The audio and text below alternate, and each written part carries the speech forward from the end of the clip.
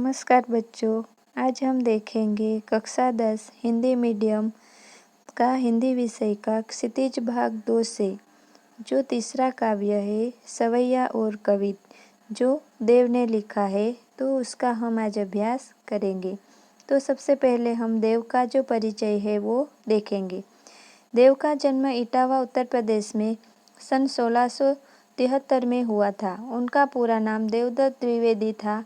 देव के अनेक आश्रयदाताओं में औरंगजेब के पुत्र आजम शाह भी थे, परंतु देव को सबसे अधिक संतोष और सम्मान उनकी कविता के गुणग्राही आश्रयदाता भोगीलाल से प्राप्त हुआ। उन्होंने उनकी कविता पर रीझ कर लाखों की संपत्ति दान की। उनके काव्य ग्रंथों की संख्या 52 से 72 तक मानी जाती है। उनमें से रसविलास, भावविलास, काव्य रसायन, भवानी विलास आदि देव के प्रमुख ग्रंथ माने जाते हैं। उनकी मृत्यु सन 1767 में हुई। देव रीतिकाल के प्रमुख कवि है। रीतिकालीन कविता का संबंध दरबारों आश्रयदाताओं से था, इस कारण उसमें दरबारी संस्कृति का चित्रण अधिक हुआ है। देव भी इससे अछूते नहीं थे, किंतु वे इस प्रभाव से जब भी मुक्त हुए, उन्होंने प्रेम और सौंदर्य के सहज चित्र खींचे। अलंकारिकता और श्रृंगारिकता उनके काव्य की प्रमुख विशेषताएं हैं। शब्दों की आवृत्ति के जरिए नया सौंदर्य पैदा करके उन्होंने सुंदर ध्वनि चित्र प्रस्तुत किए हैं। तो यहाँ पर हमने उनका परिचय देखा। अब हम उनके जो ये सवैया और कवित है, तो उसकी जानकारी पहले प्राप्त करेंगे कि यहाँ पर जो संकलित है कवित और सवैया, उसमें उन्होंने क्या बताया है कि यहाँ जो संकलित है कवित और सवैये, उन्होंने बताया है कि एक और जहाँ रूप सौंदर्य का अलंकारिक चित्रण देखने को मिलता है, वही दूसरी ओर प्रेम और प्रकृति के प्रति कवि के भावों की अंतरंग अभिव्यक्ति भी हमें देखने को मिलेगी। पहले सवैया में कृष्ण के राजसी रूप सौंदर्य का वर्णन है, जिसमें उस युग का सामंती वैभव झलकता है। दूसरे कवित में बसंत को बालक के रूप में दिखाकर प्रकृति के साथ एक रागात्मक संबंध की इन्होंने अभिव्यक्ति की है। तीसरे कवित में उन्होंने पूर्णिमा की रात में चांद तारों से भरे आकाश की आभा का वर्णन किया है। चांदनी रात की कांति को दर्शाने के लिए देव दूध में फैन जैसे पारदर्शी बिंब काम में लेते हैं, जो उनकी काव्य कुशलता का परिचय है। तो यहाँ पर उसका जो काव्य है उसका पाठ प्रवेश हमने देखा। अब हम आगे काव्य का अभ्यास करेंगे। तो पहला है सवैया। पायनी नूपुर मंजू बजे, कटी किंकिणी के धुनी की मधुराई। सांवरे अंग लसे पटपीत, हिये हुल से बनमाल सुहाई। माथे किरीट बड़े दृग चंचल, मंद हसी मुखचंद चुन्हाई। जे जग मंदिर दीपक सुंदर, श्री बज दुल्ह देव सहाई। तो यहाँ पर हम पहले शब्दों के जो अर्थ है वो देखेंगे कि पायनी यानी पाँव, मंजू यानी सुंदर, कटी यानी कमर, किंकिणी यानी कि करधनी, और हुलसे यानी कि क्या होगा इसका अर्थ कि खुश होना, लशे यानी सुशोभित होना, किरीट यानी मुकुट, और जुन्हाई यानी कि चांदनी रात। तो यहाँ पर हम अब इस काव्य की पंक्तियाँ जो है वो समझेंगे कि प्रस्तुत पंक्तियों में कविदेव ने श्री कृष्ण के रूप का सुंदर वर्णन किया है। वे कहते हैं कि कृष्ण के पैरों में बाजे और कमर में कमरबंद है, कि जो कमर में पहना जाता है वह, जिससे मधुर ध्वनि निकल रही है, कि कमरबंद से मधुर ध्वनि निकल रही है। उनके सांवले शरीर पर पीले वस्त्र और गले में वैजयंती पुष्पों की माला सुशोभित हो रही है। उनके सिर पर मुकुट है, माथे किरीट, दृग यानी माथे पर किरीट, दृग यानी कि नयन कि उनके जो चंचल है वो क्या है कि उनके जो दृग है, नयन है, वो कैसे है, चंचल है और इनकी आंखें बड़ी बड़ी है। और आगे कहते हैं कि उनका जो मुख चंद्रमा के समान है, उस पर मंद मंद मुस्कुराहट है और इस प्रकार दिख रही है जैसे कि चंद्र की किरणें फैली हुई है। आगे कहते हैं कि जो संसार रूपी मंदिर में दीपक की तरह शोभायमान है, उस ब्रज के दूल्हा श्री कृष्ण आप अपने भक्त कवि देव की सहायता करें। कि यहाँ पर कवि ने श्री कृष्ण के रूप का यहाँ पर सुंदर चित्र प्रस्तुत किया है। तो वो आगे हम अब कवित देखते हैं कि वहाँ पर उन्होंने क्या बताया है।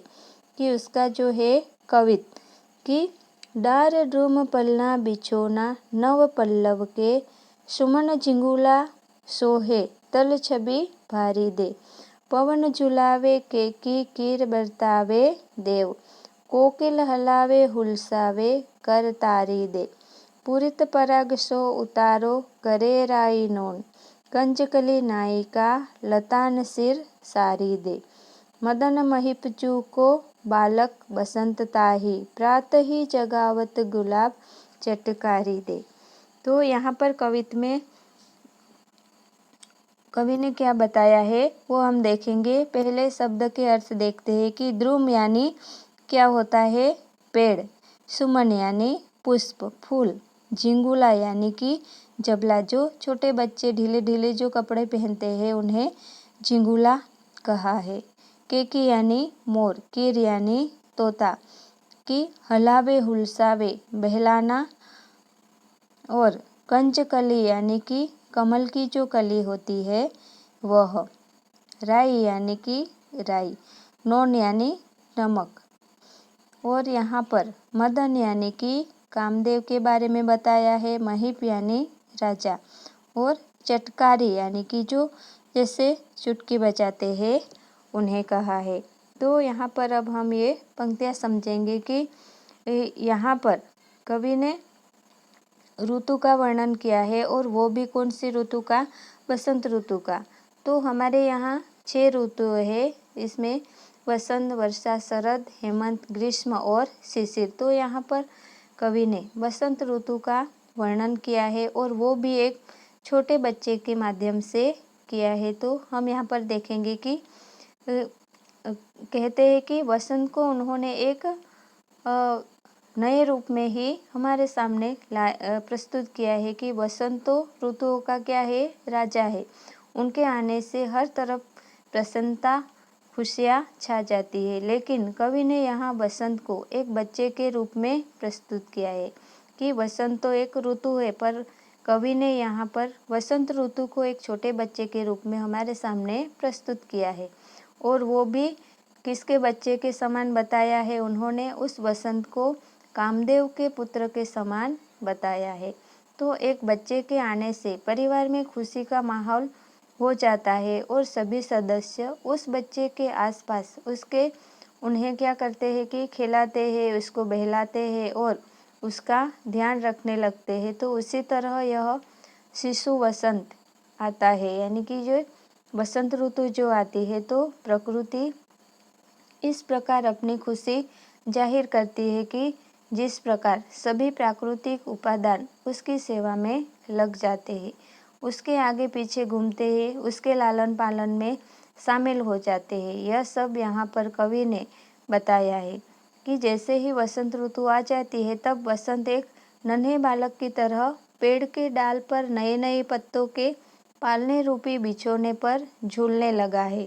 कि बसंत की शुरुआत हुई है तो इस तरह से वह क्या करता है कि छोटे छोटे पत्तों कर पालने रूपी बिछोने पर झूलने लगा है। कि फूलों का ढीला ढाला जबला उसके शरीर पर अधिक शोभा दे रहा है, यानी कि बसंत ऋतु के आते ही सभी नए नए पत्ते और पुष्पों से सज धज कर शोभा देने लगते हैं। पवन उसके पालने को क्या करती है, झुलाती है। और मोर और तोते अपनी अपनी आवाज़ों में उससे बातें करते हैं। कोयल उसके पालने को झुलाती है और तालियां बजा बजा कर अपनी खुशी जाहिर करती है। कुछ वैसे ही जैसे कि हम घर में हमारे घर में जब शिशु आता है, छोटा बच्चा आता है, तो तरह तरह से उसे हम क्या करते हैं, उन्हें बहलाते हैं। उसी तरह वह भी सहलाते हैं कि कमल की कली रूपी जो नायिका है, जिसके सिर पर क्या है कि लता रूपी साड़ी है, वह अपने पराग कणों रूपी नमक राय से बालक बसंत की नज़र उतार रही है। जैसे घरों में जब छोटे बच्चे होते हैं तो उन्हें नज़र लगती है, तो स्त्रियां क्या करती है कि उनकी नज़र उतारने के लिए राई और नमक लेती है। राई नोन यानी कि राई और नमक लेती है और उसके सिर के चारों ओर नमक घुमाकर उसको पानी में बहा देती है या तो फिर आग में डाल देती है। तो इसी तरह का टोटका कमल की जो कली है वह भी कर रही है। यह जो बसंत है वह कामदेव का बालक है। कि यहाँ पर कवि ने जो बसंत प्रस्तुत किया है तो वह कौन है कि कामदेव का बालक है, जिसे सुबह होते ही गुलाब की जो कलियां होती है वो क्या करती है कि चुटकियां बजाकर उन्हें नींद से जगाती है। तो इस तरह से यहाँ पर इस कविता में कवि ने बसंत ऋतु का बहुत ही अच्छे से सुंदर वर्णन किया है। आगे का जो दूसरा कविता है वो हम देखते हैं कि यहाँ पर उन्होंने क्या बताया है कि फटिक सिलानी सो सुधार्यो सुधा मंदिर, उददी ददी को सो अधिकाई उमगे अमन, बाहर ते भीतर लो भीति न दिखे देव, दूध को सो फैन फैलियो आंगन फरस बन, तारा सी तरुणी तामे थाडी झिलमिली होती, मोतिन की ज्योति मिलियो मल्लिका को मकरंद, आरसे से अंबर में आभासी उजारी लगे, प्यारी राधिका को प्रतिबिंब सो लगत चंद। तो यहाँ पर दूसरे कविता में कवि ने क्या बताया है वो हम देखेंगे। पहले उसके जो शब्द के अर्थ है वो देखते हैं कि यहाँ पर कवि ने ब्रज भाषा है वहाँ से उन्होंने अपने काव्य में शब्द लिए हैं कि फटिक यानी क्या होता है कि प्राकृतिक क्रिस्टल जो होता है वह, शिलानी यानी शिला, उददी यानी सागर, उमगे यानी कि उमड़ना, अमंद यानी कि जो कम ना हो ऐसा, और भीति यानी दीवार, और यहाँ पर मल्लिका यानी कि बेला एक पुष्प है जिसके फूल सफ़ेद होते हैं, वह मकरंद यानी कि फूलों का रस, आरसी यानी आईना कि जिसमें हम अपना प्रतिबिंब देखते हैं उन्हें आईना कहते हैं। तो यहाँ पर उन्होंने क्या बताया है हम देखेंगे कि उन्होंने दूसरे कविता में पूर्णमासी की रात को किस तरह से आकाश और धरती खूबसूरत लगते हैं उसके बारे में उन्होंने बताया है कि उन्होंने बताया है कि वे कहते हैं कि चांदनी रात में सारा जो नज़ारा है कि प्राकृतिक जो दृश्य है वो कैसा दिख रहा है कि दूधिया दिखाई दे रहा है। ऐसा लग रहा है कि मानो यह संसार स्फटिक यानी कि जो पारदर्शक जो पत्थरों से बना एक सुंदर क्या है मंदिर हो, ऐसी चांदनी दिख रही है। और वह चांदनी इतनी झीनी और पारदर्शी है कि कवि की नज़रें जहाँ तक जाती है उन्हें वहाँ तक चांदनी ही चांदनी नजर आती है, जिससे कोई भी भीत या दीवार नहीं है। यानी कि वहाँ पर जो सारा जो चांदनी रात का नज़ारा है वो पूरा पारदर्शी है, कहीं भी उन्हें भीत या दीवार नज़र नहीं आ रही है, सब कुछ उन्हें अपने सामने नज़र आ रहा है, सब कुछ साफ साफ दिखाई दे रहा है। उनको ऐसा लग रहा है कि मानो धरती पर दही का समुद्र हिलोरे ले रहा हो, कि चांदनी रात में मानो धरती पर जो दही वो कैसा होता है, एकदम सफ़ेद होता है, तो दही का समुद्र हिलोरे ले रहा हो ऐसा उन्हें लगता है। कवि के अनुसार कि वो क्या कहते हैं कि चांदनी रूपी दही का समुद्र समस्त पूरे आकाश में उमड़ता हुआ सा उन्हें नजर आ रहा है।